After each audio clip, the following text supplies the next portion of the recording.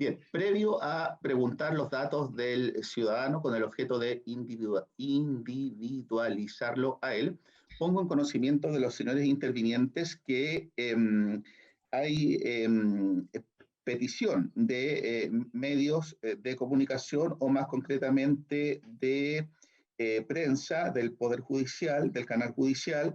También entiendo que hay un periodista de la Fiscalía local con el objeto de efectuar fijaciones audiovisuales y transmitir en vivo lo que ocurra en esta audiencia, claramente por el interés mediático.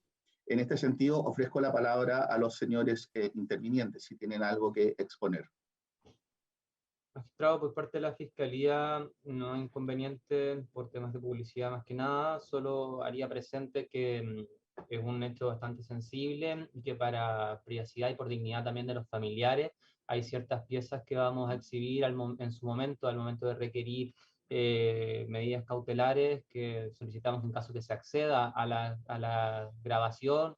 No se dé autorización para exhibir esas imágenes que son fuertes, magistrado. Hay audio e imágenes. Perfecto. Señorita defensora. Su señoría, atendiendo el derecho a la información, en principio estaríamos de acuerdo a que comparezcan los medios de prensa. Sin embargo, su señoría, exhibirlo de forma online sí traería la consecuencia que, tal como lo dice el señor fiscal, se reproduzcan en vivo ciertas imágenes y ciertos audios que me parece que no sería apropiado tanto por mi representado como por los familiares de la víctima. Así también, su señoría, está en esta misma audiencia, se va a individualizar mi representado, va a decir su nombre, aparece su rostro, y eso, por la presunción de inocencia que tiene mi representado, me parece que también lo estaría transgrediendo. En ese sentido, su señoría, me voy a oponer a que se transmita en vivo, y también voy a solicitar que no se reproduzca el nombre de mi representado y no se hagan planos a su rostro o se exhiban en los medios de comunicación su rostro o, en el fondo, su cara. Bien.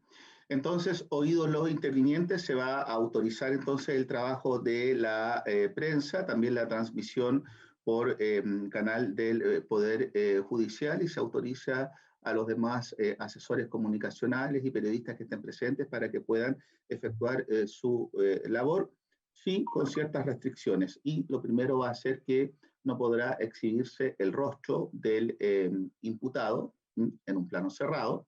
Tampoco se podrá dar a conocer su nombre completo, sino que meramente a través de sus iniciales, y esto porque en resguardo del principio o presunción de inocencia.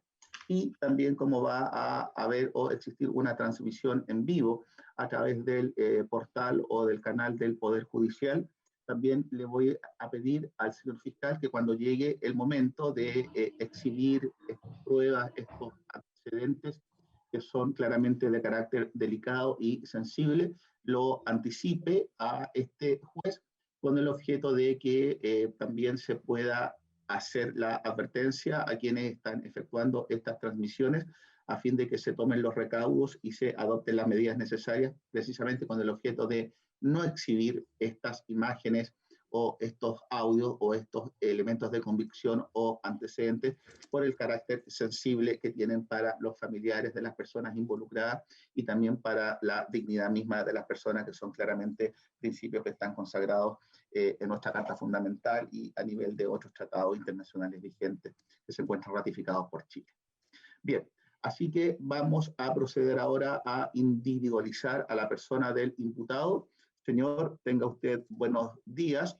Don Felipe, le habla el juez del Juzgado de Garantía de Copiapó. ¿Puede decirme, por favor, cuál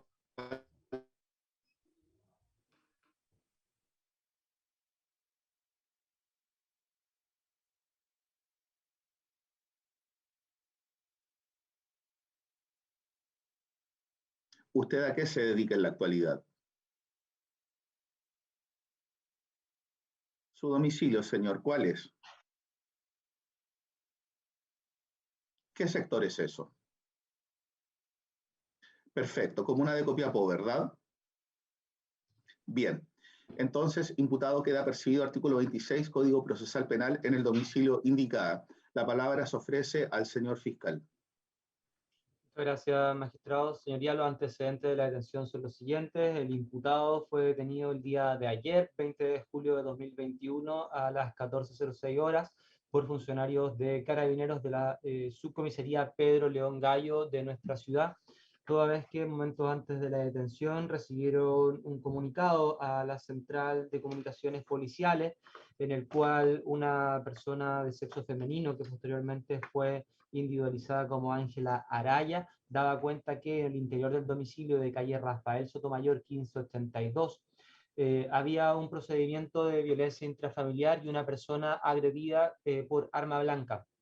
Carabineros concurre rápidamente al lugar y al llegar al domicilio de Rafael Sotomayor 1582, se encontraba en la puerta de este domicilio Ángela, quien da el acceso a los carabineros al interior del domicilio. Estos al entrar pueden percatarse que yacía sobre un sillón una mujer aparentemente fallecida, y el imputado se encontraba al interior de un baño realizando limpieza de abundante sangre que tenía en sus manos, pecho y cara, ya que se encontraba a torso desnudo.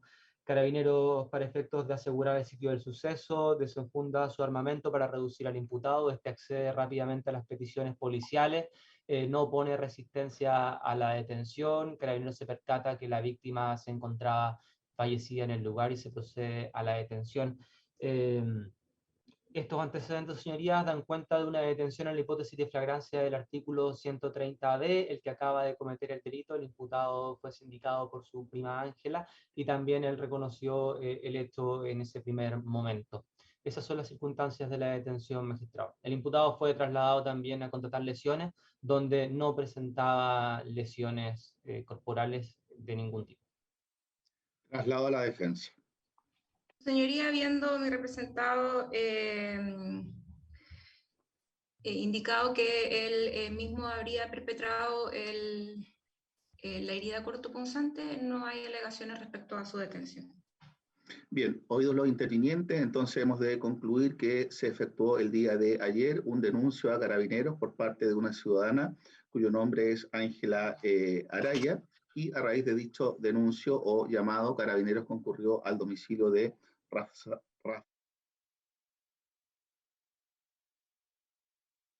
Luego de entrevistarse con la denunciante, ingresaron al domicilio y pudieron constatar efectivamente que yacía en un sector de la vivienda el cuerpo sin vida de una mujer, y fue detenido acto continuo la persona del imputado. Nos encontramos bajo la hipótesis claramente del literal B del artículo 130 del Código Procesal Penal, motivo por el cual se declara ajustada a derecho la detención del ciudadano. A continuación se ofrece la palabra al Ministerio Público. Gracias, magistrado.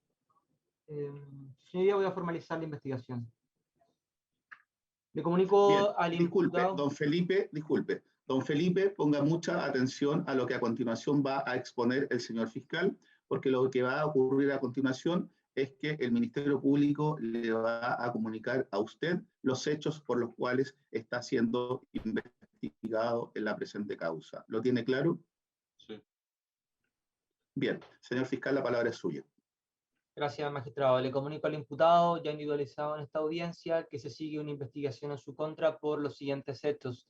El día 20 de julio del año 2021, cerca de las 13 horas, al interior del domicilio ubicado en calle Rafael Sotomayor, número 1582 de esta comuna de Copiapó, el imputado de 19 años de edad, de iniciales FARC, inició una discusión con su madre y víctima de la presente causa, de iniciales ACCV, que en paz descanse. durante la cual, su señoría, el imputado tomó un cuchillo cocinero que se encontraba en el sector de la cocina de la vivienda, el cual alzó con su mano derecha y le propinó al menos 2 estocadas a su madre, una de ellas a la altura del cuello, que provocó que la víctima cayera a un sillón que se encontraba en el lugar, donde falleció a causa de un shock hipovolémico generado por la mortal herida propinada por el imputado a su madre. A juicio del Ministerio Público, estos hechos configuran el delito de parricidio en grado de desarrollo consumado, previsto y sancionado en el artículo 390 de nuestro Código Penal. La responsabilidad se le atribuye al imputado como autor. Traslado a la defensa. No hay precisiones, su señoría. Bien. Don Felipe, la pregunta que le formula este tribunal no es si es que es verdad o mentira lo que acaba de indicar el señor fiscal. La pregunta es distinta. Solamente si usted entiende que está siendo investigado por estos hechos. ¿Lo entiende sí o no? Perfecto. ¿Peticiones adicionales? Puede solicitar medidas cautelares, magistrado. En este caso solicitaríamos la prisión preventiva del imputado por estimar que su libertad es un peligro para la seguridad de la sociedad. Magistrado, para la petición de medida cautelar vamos a fundamentarla en virtud de lo dispuesto en el artículo 140, en particular para los presupuestos de las letras A y B, esto es presupuestos que justifican la existencia del delito de parricidio, y también los antecedentes que permitan presumir fundadamente la participación del imputado como autor de los mismos. Vamos a dar cuenta de lo siguiente. En primer lugar, tenemos el parte de detenidos número 1029 de 20 de julio de 2021 de la Subcomisaría de Carabineros Pedro León Gallo, procedimiento adoptado por el cabo segundo Elvis Ibáñez Chandía, en el cual se da cuenta, tal como señalé al indicar los antecedentes de la detención, que se recibió un llamado telefónico a la central de comunicaciones, en el cual una persona de sexo femenino daba cuenta de que al interior del domicilio de Rafael Sotomayor había una agresión, un procedimiento de violencia intrafamiliar y una mujer agredida con arma blanca. Concurren al lugar donde se verifica la efectividad de estos antecedentes, se toma un primer contacto con Ángela Araya, quien manifestó a Carabineros que siendo las 22 horas del día 19 de julio de 2021, ella concurrió hasta el inmueble de su tía, ubicado en calle Rafael Sotomayor 1582 de la población El Tambo, en la comuna de Copiapó, para visitarla, y se quedó a dormir en ese lugar, donde cerca de las 13:50 horas aproximadamente, su tía mantuvo una discusión con su hijo, el imputado de la presente causa, toda vez que éste quería que le preparara algo de comer, donde su tía le señaló que no lo haría toda empleada. Ambos continuaron discutiendo. A raíz de esto comenzaron un forcejeo donde el imputado tomó un cuchillo con el cual le propinó una estocada en el cuello a su madre, para luego comenzar a pedir auxilio. A raíz de esto, Ángela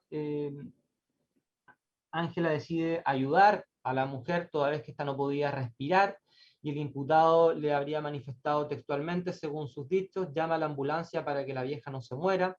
Ante lo mencionado, Ángela tomó contacto con el personal de emergencia SAMU y también con personal de Carabineros. Este parte de denuncia también da cuenta de que Carabineros, al ingresar al domicilio, lo hace autorizado por Ángela, que la víctima se encontraba recostada en un sillón, ensangrentada, sin movimiento, y que en el baño, que estaba con la puerta abierta, el imputado se estaba lavando la cara y el cuerpo toda vez que mantenía abundante sangre. Estaba alterado, por lo cual y solicitaba que hicieran algo para ir en ayuda de su madre. A raíz de lo alterado que estaba el imputado en ese momento, Carabineros desenfundó sus armas para reducir al imputado, porque se desconocía si éste seguía armado con el arma blanca en cuestión. Acción que el imputado realizó, se entregó de forma inmediata a Carabineros y se procedió a su detención. El imputado fue trasladado al servicio de urgencia, donde fue diagnosticado sin lesiones, y Carabineros toma inmediato contacto conmigo, con el fiscal de turno, se da cuenta de las instrucciones, que fueron fundamentalmente aislar el sitio del suceso, esperar la llegada del personal de la Brigada de Homicidios de la PDI, tomar declaraciones y también esperar la concurrencia del personal del servicio médico legal. Bueno, al contacto que tuvieron conmigo en ese momento, el personal SAMU ya se había personado en el lugar, quienes no pudieron hacer nada para efectos de salvar la vida de la mujer, que se encontraba fallecida. Esos antecedentes son los del parte de Carabineros, magistrado. También tenemos la ficha de atención de urgencias del personal SAMU, que da cuenta de que la llamada al servicio de atención prehospitalaria se produjo a las 13:59, a las 14:01, a las 14:09 ya estaban en el lugar, y a esa hora ya se constató el fallecimiento de la víctima en el sitio del suceso. El imputado, como ya indiqué, no acusaba lesiones, no se diagnosticó nada en el hospital regional.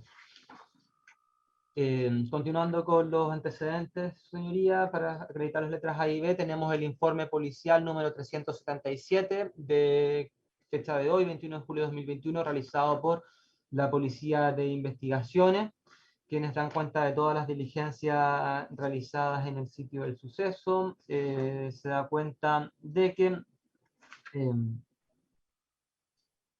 una vez en el lugar, se tomó contacto con el cabo Ibáñez, de dotación de la subcomisaría Pedro León Gallo, quien resguardaba el sitio del suceso, indicó los antecedentes que yo ya me referí al dar lectura al parte policial.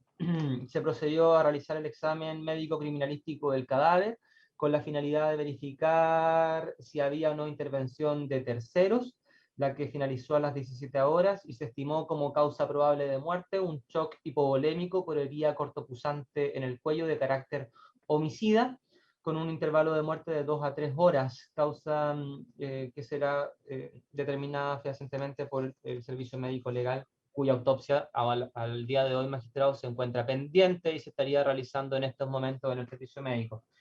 Se efectuó también un empadronamiento de testigos. Una vecina del lugar, de iniciales MOVP, indicó que respecto de los hechos que se investigan, ella estaba en su casa con su esposo Isaías, empezaron a escuchar gritos de auxilio de Felipe, que vive al lado mío, quien comenzó a gritar pidiendo que viniera la ambulancia, y los carabineros escuchaban decir que el joven también gritaba "resiste mamita". Ellos no sabían qué pasaba. Pasados unos 20 o 30 minutos llegan carabineros, quienes indican que la mujer estaba fallecida. También toman declaración, indican que conocían que Carabineros pasaba frecuentemente a esa casa porque habían problemas con el hijo, quien era al parecer drogadicto. Toman declaración a otra vecina de iniciales MAGZ, quien indica que cerca de las 12:30 o 13 horas ella estaba en su domicilio y escuchó al joven de la casa de al lado decir algo como "mamá, perdona, mamá, te duele". Lo gritaba de manera desesperada y le pedía a Ángela, que creo que también es familiar. Escuchó gritos, se asustó, tuvo la intención de tocar la alarma vecinal, pero como sabe que ellos son complicados, no lo hizo para evitarse problemas. Pasados unos minutos, llamó a otra vecina, que le dijo de manera textual: "el desgraciado apuñaló a su mamá". En esos momentos llega Carabineros y ella escuchó cuando Carabineros le grita "tírate al suelo, tírate al suelo". En esos momentos ella seguía escuchando que el joven solicitaba que ayudaran a su madre, y Carabineros lo saca detenido del interior de la casa. Indica que en esa casa siempre hay problemas, que ella le gritaba a sus hijas, que les pegaban, que eran problemáticos, nunca quiso tener contacto con ellos. No sabe cómo ocurrió el problema el día de ayer. Se entrevista también al hermano de la víctima, de la fallecida, ¿cierto? De iniciales DCV, que indicó estar en conocimiento de que efectivamente habían episodios de violencia intrafamiliar de parte del joven imputado de esta causa hacia su madre, que este siempre ha sido violento y autoritario con ella, que inclusive en una oportunidad la había amenazado con un cuchillo ya anteriormente, y se había abierto una causa, que estuvo con previsión de acercamiento a la casa, pero la mamá siempre lo perdonaba y el joven regresaba a la casa. consumía drogas y sabía que tenía un par de pistolas en la habitación. Se toma declaración a la pareja de la víctima, de iniciales PRMZ, quien indicó que no vivía con ellos, que tenía una relación de 5 años, que él no presenció nada, que sabía que yo podía defenderla, pero ella pero ella me comentaba que tuvo episodios de violencia y que incluso el joven la amenazaba con unas pistolas que tenía. Eso es mentira. Se toma declaración también, magistrado, a los carabineros que tomaron el procedimiento, quienes dan cuenta de su versión en los mismos términos que se indican en el parte. Ambos carabineros, Benjamín Farías y Elvis Ibáñez Chandía. Declaración importante resulta ser, magistrado, tal como adelantaba la declaración de Ángela, quien se encontraba al interior del domicilio. Ella es prima del joven, sobrina de la fallecida. Ella estaba en el domicilio a la ocurrencia de los hechos e indica que soy sobrina de la víctima, prima del imputado, quienes viven en Rafael Sotomayor. Se le hizo tarde, no pudo regresar a su casa, se quedó donde su tía Alejandra, quien vive con el imputado y con su hija de 12 años de edad. Se despertó este testigo cerca de las 10 horas, mientras que Felipe seguía durmiendo en su pieza. Su tía había salido a comprar, llegó como a las 13 horas, se puso a cocinar almuerzo y a hacer el aseo. Recuerda que baja el imputado del segundo piso, quería que su tía le preparara rápido el almuerzo. El imputado comienza a tironear a su tía en la cocina y a insultarla. Le decía perra, perra maldita, con muchas groserías.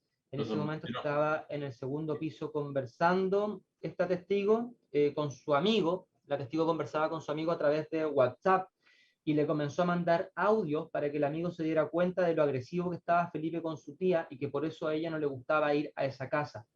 Escuchaba que su tía le decía al imputado que se callara, de lo contrario no iba a cocinar y se iría de la casa. Como la discusión empezó a subir de tono, comenzó a grabar un audio que duró cerca de 2 minutos y se lo mandó al amigo.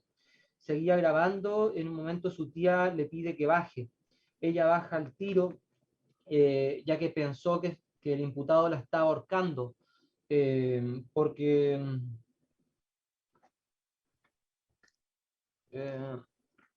notó que su tía como que no podía hablar. Baja rápido el segundo piso, deja de grabar los audios que estaba enviando a su amigo y ve que su tía estaba en el sillón de la cocina. Valga mencionar, magistrado, que la casa es una casa pequeña donde el living, comedor y cocina se encuentran en una misma dependencia. Estaba la tía en el sillón de la cocina y Felipe sobre ella con sus manos en el cuello. Su primera impresión fue que la estaba ahorcando, pero lo que realmente él hacía era presión en el cuello para evitar el sangrado por la puñalada que le había dado. Su tía no decía nada, él tenía mucha sangre en sus manos y empezó a gritar que llamara a la ambulancia. Al ver esta situación que impactaba, me puse nerviosa, llamé a la ambulancia, me equivocaba de número, marqué los bomberos. Cuando logra comunicarse con el 131, le pidieron sus datos, la dirección, le pidió que llegara lo antes posible, la transfirieron para hablar con Carabineros. Mientras llegaba Carabineros la ambulancia, salió a pedir ayuda donde una tía también que vive cerca, mientras que el imputado seguía gritando y presionando el cuello de la tía para que no se muriera. En el transcurso que ella fue donde donde su otra tía para pedir ayuda, recuerda que nunca cortó el llamado con la ambulancia y le pidieron que regresara a la casa y le tomara el pulso radial, pero al tomárselo ya no tenía. Eso quería decir que ella estaba fallecida. En ese instante llegó Carabineros, ingresaron a la casa y el Felipe estaba en el baño con la puerta cerrada lavándose. Finalmente los Carabineros sacaron al Felipe del baño, lo detuvieron y lo sacaron de la casa. Ahí el Felipe seguía gritando que ayudaran a su madre. No tiene certeza de cuál fue el cuchillo que utilizó el imputado para agredir a su tía, pero en la casa hay pocos cuchillos, hay uno con punta y filo, los que hay son con la hoja color plomo y el mango negro. El imputado solo andaba vistiendo un pantalón como cortaviento, que no recuerda muy bien el color, estaba descalzo y sin polera. El imputado indica que siempre fue violento con todo el mundo, también con la tía, que la amenazaba con cuchillos, incluso a sus hermanas también las amenazaba. Él quería que todo funcionara a su pinta. Por ejemplo, cuando él se levantaba, su tía tenía que tenerle el desayuno listo, si no él se enojaba con ella, la empezaba a insultar. Lo mismo pasaba con sus hermanas. Señor fiscal, disculpe que lo interrumpa. Joven Felipe, por favor, voy a hablar yo solamente una pura vez. A mí me gusta hablar una vez. La petición es silencio. En este momento está hablando el señor fiscal. Mientras yo no le dé la palabra a usted, silencio total y absoluto. ¿Le queda claro? Ok. Señor fiscal, puede proseguir. Disculpas. Gracias, magistrado. Indica entonces que, ya, que era violento, que la mamá le tenía que tener el desayuno listo, si no se enojaba con ella, la empezaba a insultar y que lo mismo pasaba con su hermana. Indica que las hermanas debían ordenarle la pieza, la ropa, y si no le hacían caso, les pegaba, y lamentablemente mi tía siempre le daba el gusto en todo y lo hacía por miedo. Ella misma me lo decía. Otro ejemplo claro es que él tuvo una orden de alejamiento, no podía acercarse a la casa de su tía por unas amenazas. No recuerda bien cómo fue ese hecho, sin embargo, la tía fue al tribunal para que le levantaran la orden. Esa orden de alejamiento siempre fue incumplida porque el Felipe solo estuvo un mes fuera, pero luego regresó. Después de que Felipe apuñaló a mi tía, se notaba que estaba arrepentido porque decía que no quería que se muriera su mamá. Sin embargo, él siempre la amenazaba con cuchillos, la insultaba, le decía que era una perra y muchas cosas más. Le gustaba manipular a las personas. También tuvo problemas con otros vecinos de al lado de la casa, se molestaban por el ruido cuando dormían. Indica que Felipe consume marihuana, pero también se empastillaba y consumía hongos. No hacía nada en la casa, no trabajaba, no estudiaba, jugaba en el PC, en la noche también, se quedaba hasta las 3 jugando. A mi tía la obligaba a que le comprara cosas, incluso ella trabajó de temporera en el valle de Copiapó. La única testigo soy yo, ya que mi prima de 12 años no estaba en ese momento en la casa, ya que había ido a comprar. Esa es la declaración. Eh, en cuanto a las demás diligencias policiales, magistrado, la PDI realizó un registro de la vivienda, se encontró en la pieza del imputado, específicamente en el sector de su velador, un contenedor de marihuana en una pequeña cantidad destinada para el consumo, y también se encontraron 2 armas de fogueo que se encontraban en la pieza del imputado, una al interior de una mochila y la otra en las cercanías de la cama. Armas que ya está establecido por funcionarios policiales que son de fogueo, el imputado también reconoció su tenencia. El día de ayer, magistrado, en horas de la noche, cerca de las 21 horas, nos apersonamos junto a la defensora Marcela Rojas en la unidad policial del cuartel de investigaciones, la brigada de homicidios de la PDI de Copiapó, donde el imputado prestó una declaración, reconoció igual su participación en estos hechos, haber tomado el cuchillo, haber tenido una discusión con su madre, indica que habría alzado el cuchillo y con la finalidad de asustar a su madre, no era su intención matarla, esta se le habría acercado y le habría propinado una estocada al intentar asustarla, la cual le habría llegado en el cuello, y él también indica que el cuchillo lo dejó ahí mismo y que él, luego de propinar esta estocada, inmediatamente fue en ayuda de su madre, lo cual es concordante con los demás antecedentes magistrados y con imágenes que voy a exhibir a continuación, para lo cual solicito también que se detenga la transmisión, ya que voy a dar cuenta de imágenes y Perfecto. también del audio Entonces, que tenemos. bien. Entonces se pone en conocimiento precisamente de los medios o del medio que está transmitiendo, haciéndoles presente que a continuación se va a exhibir o reproducir elementos o antecedentes de carácter sensibles a fin de que adopten los recaudos pertinentes.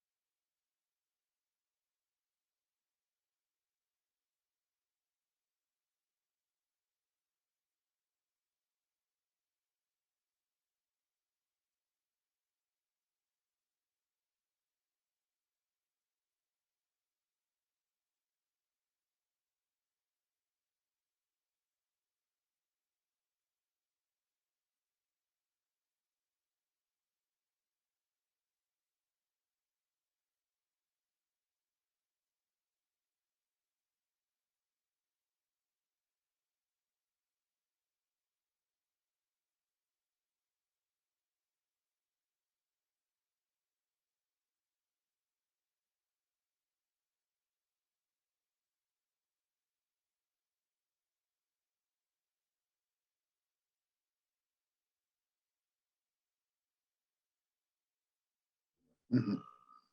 Bien. Entonces, señor fiscal. Gracias, magistrado. Señoría, como adelantaba, en virtud de lo dispuesto en el artículo 140, letra C, estimamos que la libertad del imputado es un peligro para la seguridad de la sociedad.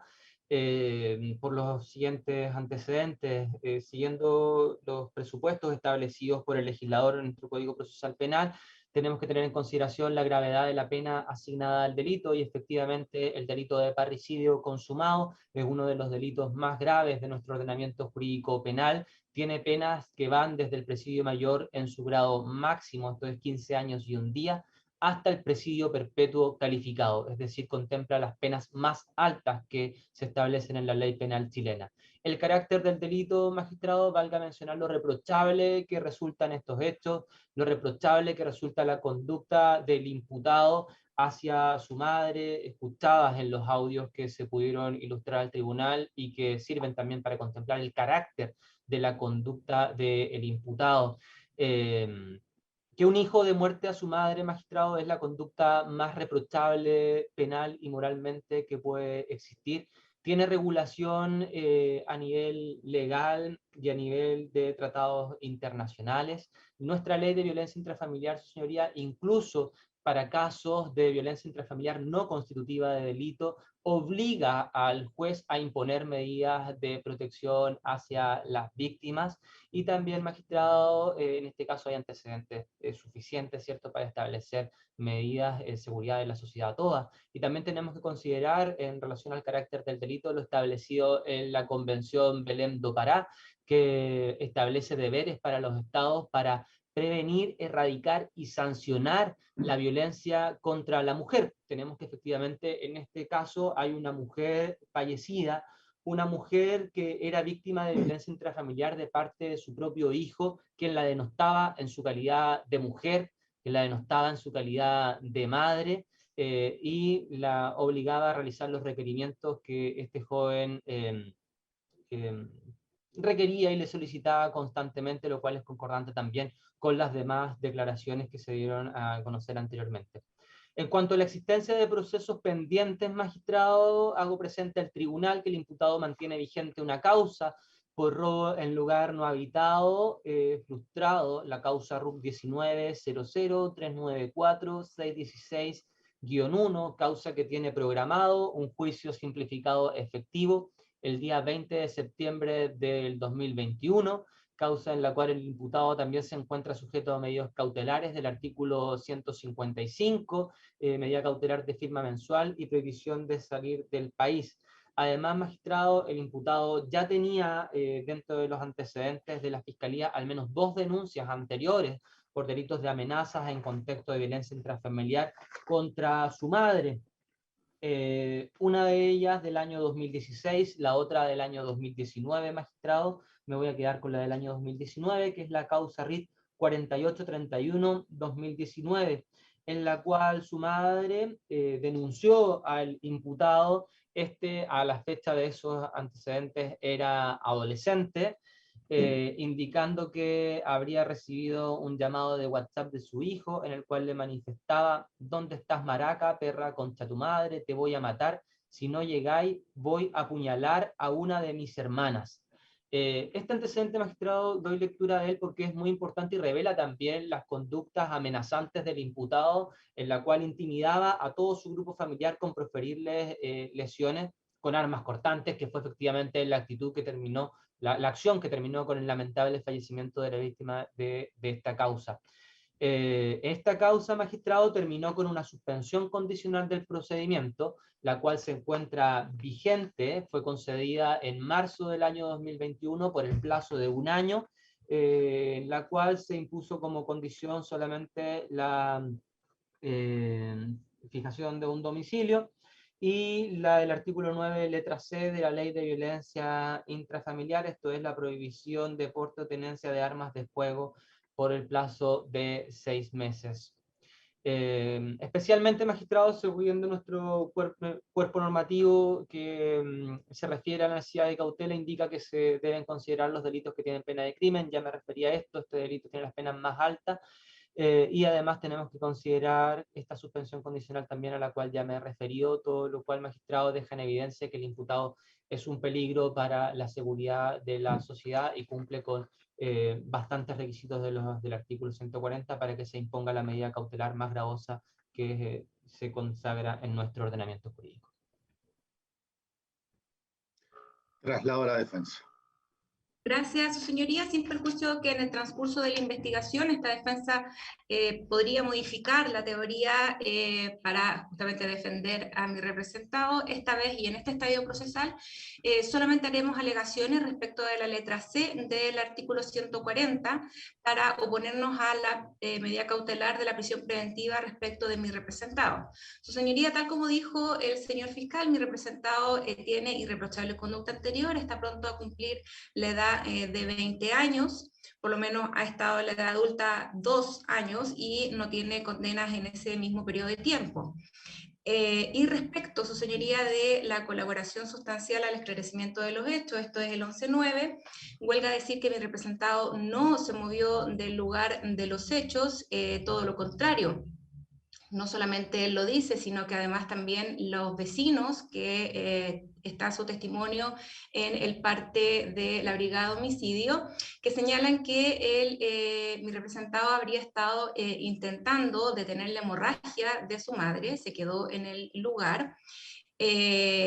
Incluso hay en la misma fotografía que exhibe el señor fiscal, hay una polera que está en la parte del pecho de su madre que le pone el mismo imputado en el cuello con la intención de detener la hemorragia.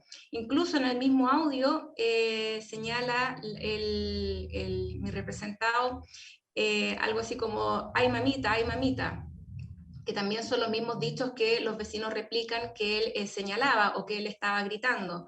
Le pide también a su prima que llame a la ambulancia y en consecuencia consideramos que por lo menos existe un esbozo de colaboración sustancial al esclarecimiento de los hechos.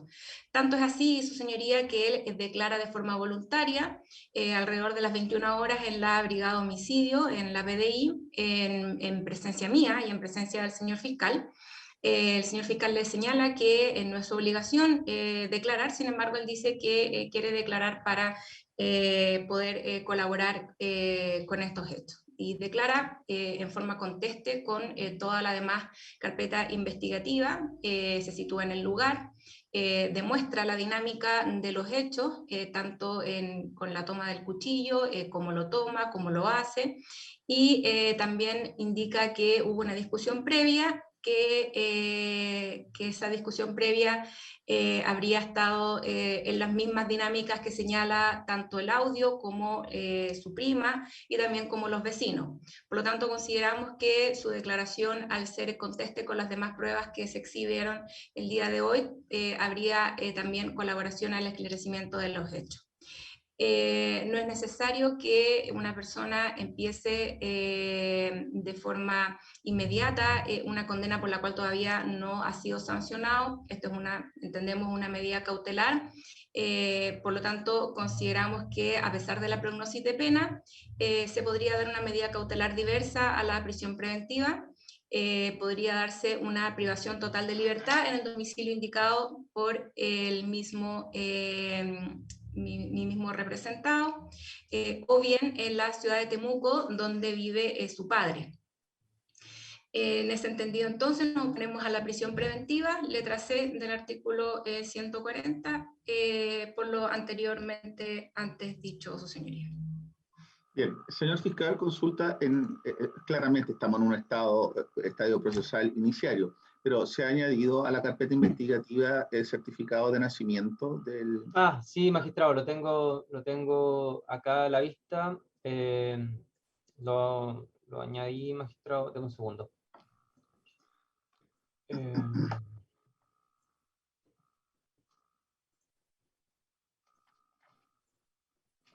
Ahí está el certificado de nacimiento del imputado, magistrado. Bueno, igual esto va a revelar todos los datos, así que como está Bien, no importa. sí. Ok, está bien. Por eso lo saqué, magistrado. Pero indica Está que bien. el imputado FARC y madre ACCV. Perfecto. Bien. Le pregunto a usted, señorita defensora, Artículo 142, inciso final. El derecho que da la ley a una persona respecto de quien se está pidiendo prisión preventiva para que diga algo antes de que el tribunal tome la decisión. Su representado dirá algo o hará uso de su derecho a guardar silencio. Iría considerando que él ya declaró en la Policía de Investigaciones en esta investigación, me parece que no es necesario que diga nada en esta audiencia. Perfecto. Bien, entonces hay que tomar decisión. La decisión que hay que tomar o que debe ser tomada por parte de este juez es si es que concurren los elementos o antecedentes o requisitos, como quiera llamarse, literales A, B y C del artículo 140 del Código Procesal Penal y que ameritan el decreto de la cautela más gravosa prevista por nuestro ordenamiento jurídico, cual es la de prisión preventiva. A y B, presupuestos fácticos, A, hecho punible, B, participación y C, de necesidad de cautela.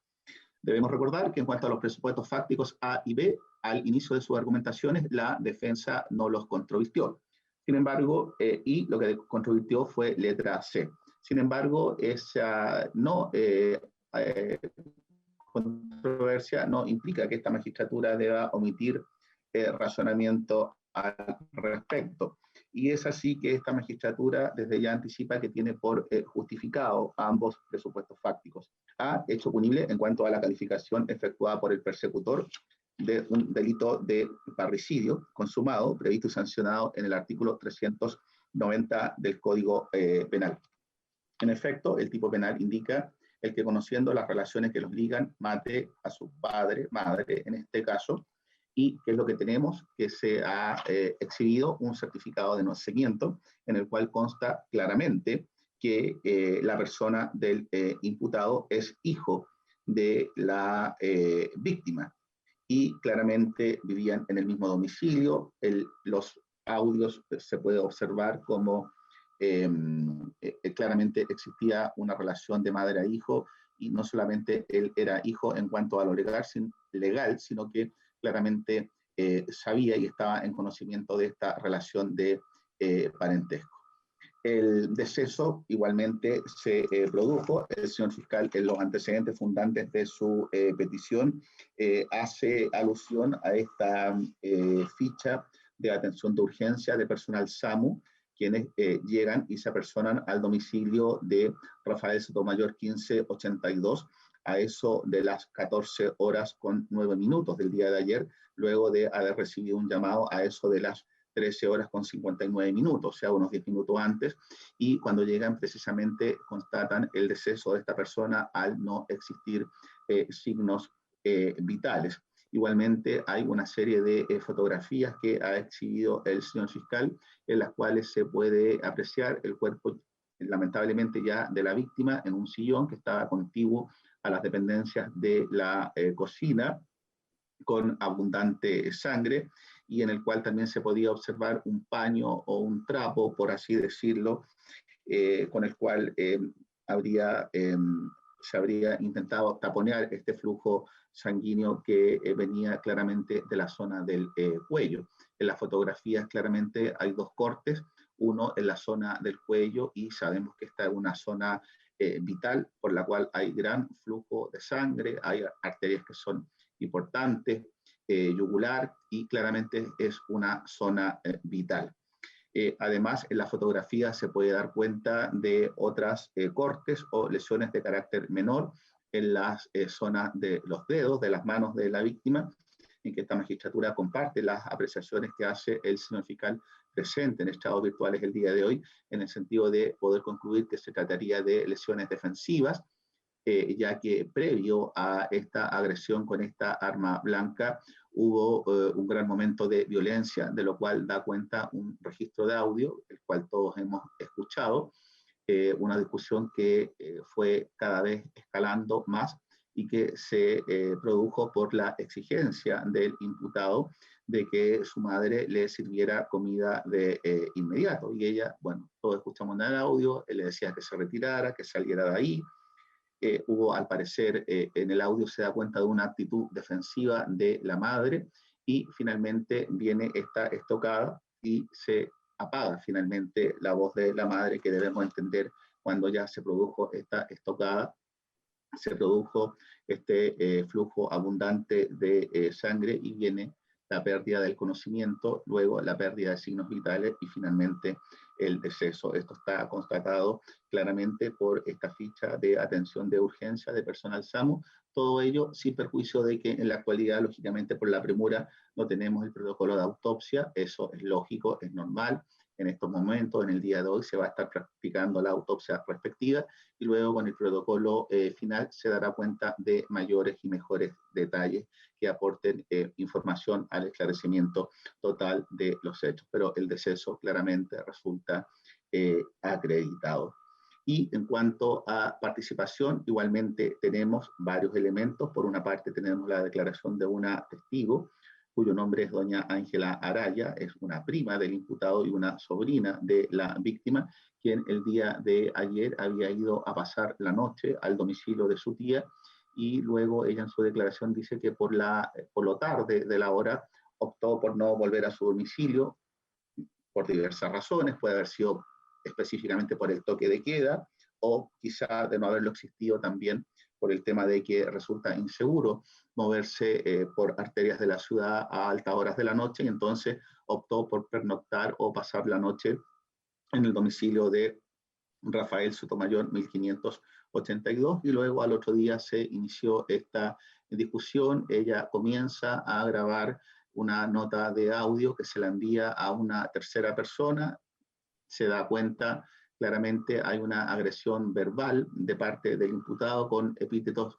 de grueso calibre, porque hay un uso de lenguaje claramente coprolálico, claramente despectivo, que afecta contra la dignidad de una mujer y particularmente en este caso de una madre, porque si bien hay obligación de todo ser humano de respetar a otro, claramente este deber resulta mucho más enaltecido o resguardado cuando hay una relación de parentesco, y es precisamente por esto que el legislador consagra el tipo de parricidio y se previenen penas mayores, porque claramente estas obligaciones son superlativas en estos casos específicos. Incluso se puede escuchar a la víctima cuando en un determinado momento a la persona a quien ella le está enviando esta nota de audio le indica: viste, por eso no me gusta venir a esta casa, porque siempre hay problemas, esta es la dinámica.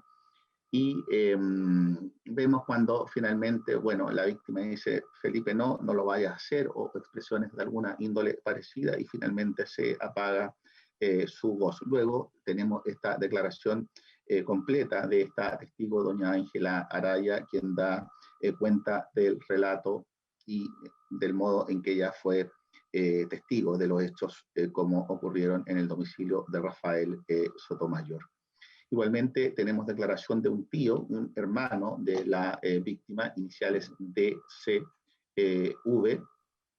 quien da cuenta de lo que vino o venía ocurriendo en un tiempo pretérito o en un tiempo hacia atrás, a contar del día de ayer, en el sentido que él da cuenta de que esto no es una dinámica nueva, sino que es una dinámica bastante antigua, que estos episodios de violencia venían desde antigua data, e incluso este tío tío del imputado, por cierto, hace alusión a un episodio en el cual su sobrino habría amenazado con un cuchillo a su hermana.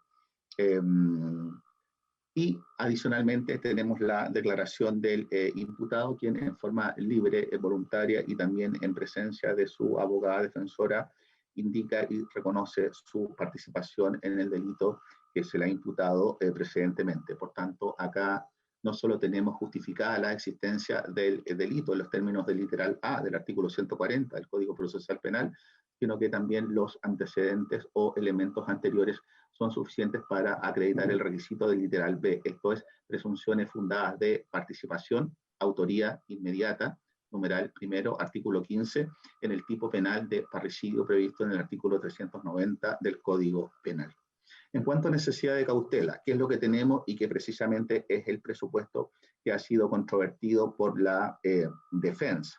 La defensa indica acá no concurre necesidad de cautela para prisión preventiva, pero sí para otro tipo de cautelar, como pudiera ser una privación de libertad domiciliaria en el mismo domicilio o en un domicilio diverso, por ejemplo, en el de Temuco, donde vive al parecer el padre del imputado. Tenemos un antecedente que es, no sé si favorable, pero digamos que obra en pro de la teoría de la defensa, y es que estamos en presencia efectivamente de un ciudadano a quien le beneficia la minorante de irreprochable conducta anterior prevista en el artículo 11, numeral sexto del Código Penal. Eso está claro, no merece ningún tipo de duda y tampoco ha sido controvertido por el persecutor. Sin embargo, claramente acá tenemos otros elementos o antecedentes que sí, a juicio de esta magistratura, hacen concurrente este requisito de necesidad de cautela en la proporcionalidad para decretar esta cautelar de prisión preventiva. En efecto, y acá paso al segundo elemento, la defensa dice que la actividad desplegada por el imputado con posterioridad al acaecimiento de los hechos sería concurrente. La defensa habla de eventuales esbozos de colaboración sustancial al esclarecimiento de los hechos del artículo 11, número 9 del Código Penal. La verdad es que esta magistratura entiende que sería bastante discutible, por lo menos en este estado procesal, la concurrencia de esta minorante, si se tiene presente que, si bien es verdad que en forma libre y espontánea el imputado presta una declaración y esta declaración es conteste con la declaración de la prima, doña Ángela Araya, o por lo menos no la controvierte, lo cierto es que la pregunta es, si aplicamos un criterio de supresión mental hipotética, ¿aporta o ha aportado realmente algo importante al esclarecimiento de los hechos en este estadio procesal la declaración del imputado? Es decir, de no haber existido esta declaración, ¿estaríamos con antecedentes diversos añadidos a la carpeta de aquellos que han servido de sustento al Ministerio Público para pedir o impetrar esta cautelar de prisión preventiva?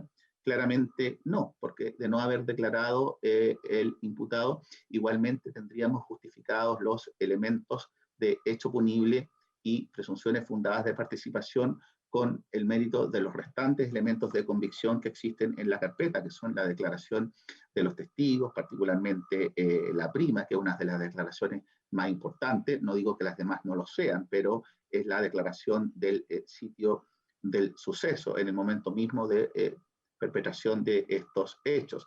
Igualmente hubiéramos tenido ficha de atención de urgencia médica, igual hubiéramos tenido el informe policial número 377 emanado de la Policía de Investigaciones de Chile del día de hoy, igualmente hubiéramos tenido el parte 1029 emanado de la subcomisaría Pedro León Gallo. Por lo tanto, la verdad es que la declaración del imputado, si bien no controvierte las restantes pruebas que existen en la carpeta investigativa, es bastante discutible que aporte algo nuevo al mérito que arrojan los antecedentes que ya están añadidos a la carpeta. En tercer lugar, ¿qué es lo que tenemos? Gravedad de la pena asignada al delito. En este caso, no solamente nos encontramos en presencia de un hecho punible formalizado que tiene asignada pena de crimen, sino que es una de las penas más altas previstas por nuestro ordenamiento jurídico. El artículo 390 nos habla de presidio mayor en su grado máximo a presidio perpetuo, calificado, ni siquiera un presidio perpetuo simple. Por lo tanto, estamos hablando de un mínimo de un piso de 15 años y un día. En segundo lugar, también tenemos igualmente existencia de procesos pendientes. El propio señor fiscal en su argumentación indica que hay una audiencia de juicio efectivo fijada en los próximos días o en un tiempo más o menos inmediato a la celebración de esta audiencia. Escuché por ahí por el delito de robo en lugar no habitado, y que en esa misma causa además este ciudadano se encuentra actualmente afecto a cautelares ambulatorias del artículo 155 del Código Penal. Letra C, una firma periódica, y letra D, o literal D, arraigo circunscrito al territorio nacional. Por lo tanto, acá se está cumpliendo con otro parámetro previsto en el artículo 140 del Código Procesal Penal, que son los procesos pendientes y existencia de medidas cautelares que se encuentren vigentes en la actualidad. Y finalmente, si bien esto no es un parámetro que establece el artículo 140, pero acá claramente estamos en presencia de una dinámica de violencia intrafamiliar que se venía registrando en este grupo desde antigua data, y debemos traer a colación ahí no solamente la legislación nacional, sino que también los tratados internacionales que existen al respecto, particularmente la Convención do Pará, la obligación, porque acá estamos hablando no de una facultad de los estados, sino que de una obligación que le asiste a los estados a través de todos sus órganos de otorgar protección. La víctima era mujer.